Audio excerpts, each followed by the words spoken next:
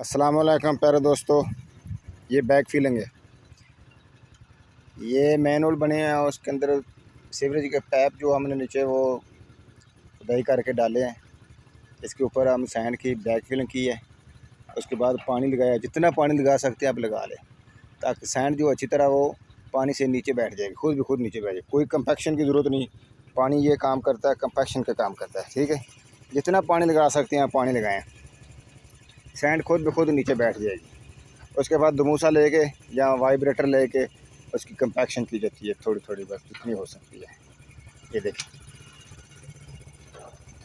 बड़ी करीब से मैंने आपको ये दिखा दिया है। ठीक है, इस तरह ये बैग फिलिंग होती है सीवरेज की। यहाँ पर मैन होल है, इसके अंदर भी सैंड की बैग फिलिंग होगी, एक ट्रंच के अंदर भी।